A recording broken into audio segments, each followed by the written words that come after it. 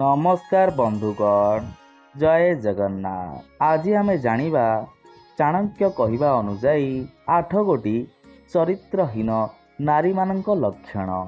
तेबे आसंतु बंधुगण भिडियोटी की आरंभ करिबा। नंबर 1, जदि गोटिए स्त्री कथा हेउथुब जनक सहित, भोग विलास करुथुब अन्य जनक सहित एवं मनरे पुणी थिब आउ जणे, तेबे एहिभଳି स्त्री ଭଲ ହୋଇନଥାନ୍ତି।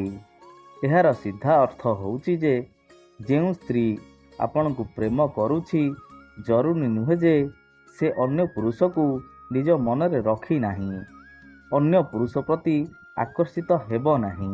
କେବଳ ସୁଯୋଗ ଅପେକ୍ଷାରେ ସେ ଥାଏ। ସୁଯୋଗ ମିଳିଲେ ସେ ଅନ୍ୟ ପୁରୁଷ ପ୍ରତି ଆକର୍ଷିତ ହୋଇଥାଏ। ଏହିଭଳି ସ୍ତ୍ରୀ ଠାରୁ ଦୂରେଇ ରହିବା ଉଚିତ। ଏହିଭଳି ସ୍ତ୍ରୀ ଚରିତ୍ରହୀନ ହୋଇଥାଏ। ନମ୍ବର 2, ଯେଉଁ ସ୍ତ୍ରୀ ଅନ୍ୟକୁ ପ୍ରସନ୍ନ କରିବା ପାଇଁ ଚେଷ୍ଟା କରିଥାଏ, ଅନ୍ୟକୁ ମୋହିତ କରିବା ପାଇଁ ବାରମ୍ବାର ଚେଷ୍ଟା କରିଥାଏ, ସେହି ସ୍ତ୍ରୀ ଚରିତ୍ରହୀନ ହୋଇଥାଏ। ଏଭଳି ସ୍ତ୍ରୀ ଅନ୍ୟ ସହିତ ମିଠା ମିଠା କଥା କହିଥାନ୍ତି ଓ ଆଖିରେ ଆଖିରେ ପ୍ରେମର ନିଶା ପିଆଇଥାନ୍ତି। ଏବେ ଆସନ୍ତୁ ଜାଣିବା ନମ୍ବର 3। ନମ୍ବର 3ର ଲକ୍ଷଣ ହେଉଛି ତ୍ରିୟା ଚରିତ୍ର। ତ୍ରିୟା ଚରିତ୍ରକୁ ଆଜି ପର୍ଯ୍ୟନ୍ତ କେହି ବୁଝିପାରିନାହାନ୍ତି। ଚରିତ୍ରହୀନ ନାରୀ ହେଇ ଏହି ତ୍ରିୟା ଚରିତ୍ରର ବହୁତ ଫାଇଦା ଉଠାଇଥାଏ। ସେ ଏହି ଚରିତ୍ର ମାଧ୍ୟମରେ ବହୁତ ଅଭିନୟ କରିଥାଏ। ସେ ନିଜର ଭାବନାତ୍ମକ ତ୍ରିୟା ଚରିତ୍ରରେ ଅନ୍ୟକୁ ଫସେଇଥାଏ। ସେ ନିଜର କାନ୍ଦ, ହସ, ମିଠା ମିଠା କଥାରେ ଅଭିନୟ ମାଧ୍ୟମରେ ଅନ୍ୟକୁ ବଶୀଭୂତ କରିଥାଏ। ଏବେ ଆସନ୍ତୁ ଜାଣିବା ଚତୁର୍ଥ ଲକ୍ଷଣ।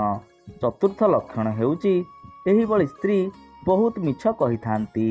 ଏମାନେ ନିଜର ମିଛ ଦ୍ୱାରା ଅନ୍ୟକୁ ଠକିଥାନ୍ତି। ଏମାନେ ଗୋଟିଏ କଥା ଅନ୍ୟଠାରେ ଅଲଗା ପ୍ରକାର ବର୍ଣ୍ଣନା କରି ଘର ପରିବାର ମଧ୍ୟରେ ଦୂରତା ବଢ଼ାଇଥାନ୍ତି। ଏବେ ଆସନ୍ତୁ ଜାଣିବା ପଞ୍ଚମ ଲକ୍ଷଣ।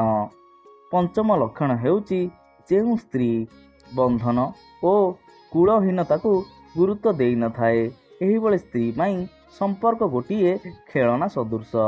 ଏମାନେ ସଂସାର କରିବେ ଜଣକ ସହିତ ଓ ବାସ କରୁଥିବେ ଆଉ ଜଣକ ସହିତ। ଏବେ ଆସନ୍ତୁ ଜାଣିବା ଷଷ୍ଠ ଲକ୍ଷଣ। ଷଷ୍ଠ ଲକ୍ଷଣ ହେଉଛି ଯେଉଁ ସ୍ତ୍ରୀ ବଡ଼ ଓ ବୃଦ୍ଧ ବୟସ୍କମାନଙ୍କୁ ସମ୍ମାନ ଦେଇନଥାଏ, ଛୋଟମାନଙ୍କୁ ସ୍ନେହ କରିବା ଜାଣିନଥାଏ, ଜାତି ଧର୍ମର ବିଚାର କରିନଥାଏ, ସେ ସମସ୍ତଙ୍କ ସହିତ ସମ୍ବନ୍ଧ ରଖିଥାଏ, ସେ ନିଜର ସୁଖ ବିଷୟରେ ହିଁ ଚିନ୍ତା କରିଥାଏ, ଏଭଳି ସ୍ତ୍ରୀ ଚରିତ୍ରହୀନ ହୋଇଥାଏ।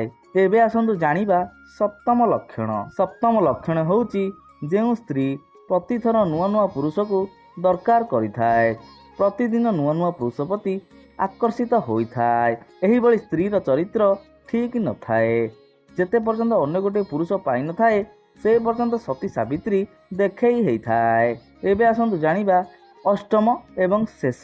ଅଷ୍ଟମ ଲକ୍ଷଣ ହେଉଛି ଯେଉଁ ସ୍ତ୍ରୀର ପୁରୁଷ ଭୋକ କେବେ ସମାପ୍ତ ହୁଏ ନାହିଁ, ଯେଉଁ ସ୍ତ୍ରୀଠାରେ ବାସନା କେବେ ସରେ ନାହିଁ, ଯେଉଁ ସ୍ତ୍ରୀ ସବୁବେଳେ ଭୋଗ ବିଳାସରେ ବୁଡ଼ି ରହିଥାଏ, ସେ ନିଜ ସ୍ୱାମୀକୁ ମାନି ନଥାଏ ଓ ଧର୍ମ ଓ ସଂସ୍କାରକୁ ମାନି ନଥାଏ। ଏହିଭଳି ସ୍ତ୍ରୀ ଠାରୁ ପୁରୁଷ ସର୍ବଦା ଦୂରେଇ ରହିବା ଉଚିତ, କାରଣ ଏଇମାନେ ଚରିତ୍ରହୀନ। ଆଜି ପାଇଁ ଏତିକି ବନ୍ଧୁଗଣ। ଯଦି ଆମ ଭିଡ଼ିଓରୁ ଆପଣମାନଙ୍କୁ କିଛି ଶିଖିବାକୁ ମିଳିଛି ବା ଆପଣଙ୍କୁ ଭିଡ଼ିଓଟି ଭଲ ଲାଗିଛି, ତେବେ ଲାଇକ୍, କମେଣ୍ଟ, ସେୟାର ଓ ସବସ୍କ୍ରାଇବ୍ କରିବାକୁ ଜମାରୁ ଭୁଲିବେନି। ରହୁଛି, ପୁଣି ଦେଖାହେବ ନୂଆ ଏକ ଅନୁଚିନ୍ତା ଭିଡ଼ିଓରେ। ନମସ୍କାର, ଜୟ ଜଗନ୍ନାଥ।